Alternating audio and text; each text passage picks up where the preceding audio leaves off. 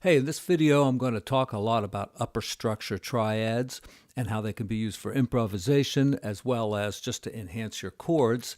And first, I'm going to play a little bit of Woody and You and improvise, thinking as much as I can about upper structure triads. 1, 2, 3, 4.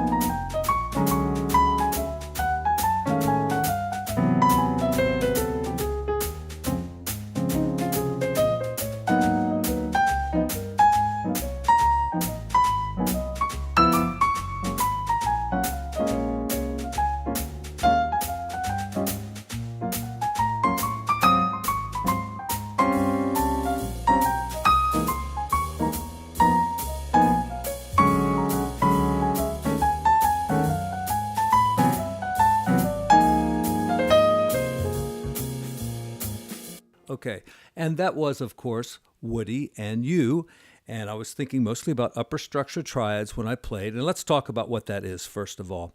It really just means that, to take any basic chord and add a triad, usually a major or a minor triad, up above the chord that usually adds some color to it. Like, for instance, I could put an E minor triad with it, but, I've already got those notes in the chord, so it didn't add anything. But if I put a D major, it adds a whole bunch of stuff, a ninth, a sharp 11, and a 13, and creates a very nice chord.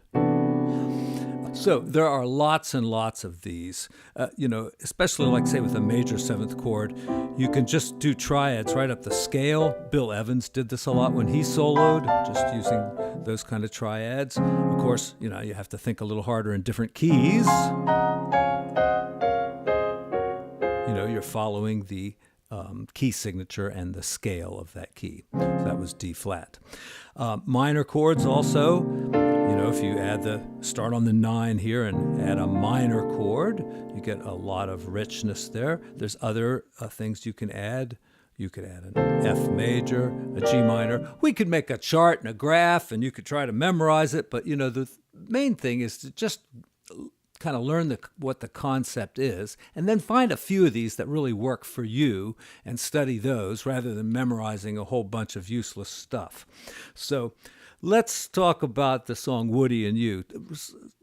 Really good places to use upper structure triads, besides major and minor chords, are going to be minor 7, flat 5, really nice triad up there, and also dominant chords.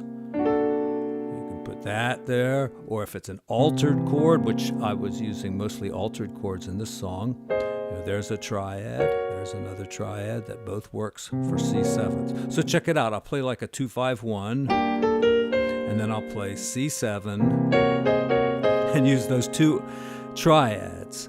And so it makes a nice chord, but also, you can think about this when you're improvising too,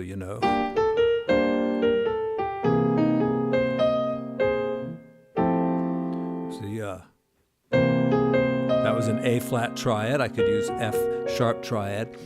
So another thing, especially for improvisation, is that if you can take a chord and find two upper structure triads, like for instance on a minor 7 flat 5, you could start on the 7th there and play a major triad, and also a major triad a whole step down from that. And if you have two of these, we can call this a triad pair, and you can use that as your, as the notes you're using to create a melody for your solo.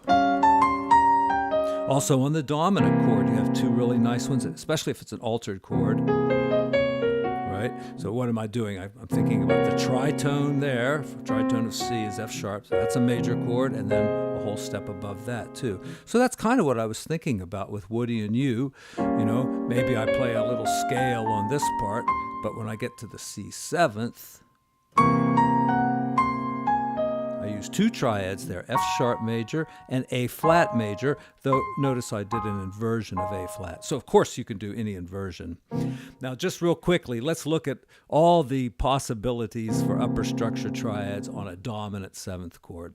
Because, you know, you could put more things on a dominant seventh chord than any other kind of chord, right? You could put a flat 9, a regular 9, a sharp 9, an 11, a sharp 11, a sharp 5, or I like to call it a flat 13. Some folks call it a sling blade. I call it a kaiser blade. 13, just about everything except that B. And there's even ways to use that. But take a look. If you put E flat triad, you get a sharp 9 chord. See? If you have D, you get that sharp 11 chord. You know, whenever you see C7 sharp 11, it's a chord like this usually. If it's an altered chord, you know, you have A flat and G flat. If you see something with a flat 9, it could be an A major triad. Right? That's a really nice chord to use. All right. In fact, look, if you use all three of these triads, G flat, A flat, and A over this, you get some nice lines. Right? And you know, it might have just sounded like I was hunting and pecking around there, but I went A, and then A flat, and then a little bit of the G flat, and then ended up back there. Let's look at the most interesting application on a major seventh chord. And you know, if you just start on the 5th, you add the 9, you see, by using a G major triad, you add the 9. So that's a good way to do it. But the one that gives you a kind of a richer, maybe a little bit more exotic, in some situations maybe too exotic, the sharp 11. So on a minor 7-2, or on a 2-5-1.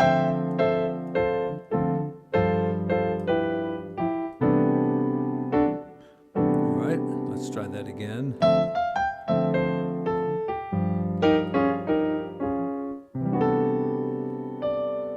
And you see on my G7, what was I doing? I was using the tritone, which is D flat, and the whole step above that. You know, there's lots of ways to think about these too.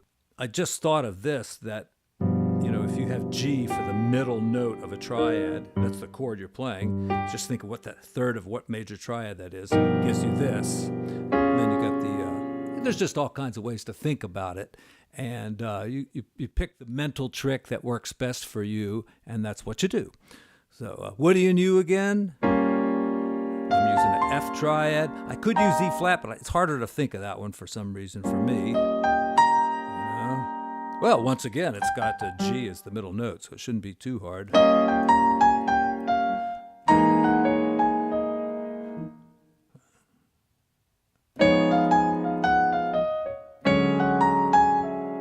All right, let me use chords in root position to make this easier to understand. So I'm using F upper structure triad, right? And then for C7, I change it to A flat.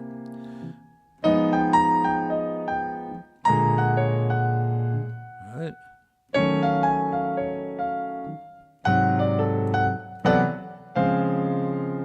Okay, and I hope I went slow enough that you can see the notes up there with chordy. You know, one weird thing about chordy is if you play a note like this, it only shows you one letter. So you got to be careful and not just look at the letters up there, which are usually wrong anyway. You know, like you would never call that a flat. That should be a G sharp. And, you know, you can try to put this thing in the right key, but it still messes up. It can't read your mind, so maybe someday it will, but not yet. All right, hope this was an enjoyable and useful video for you all. Smash that like button, subscribe.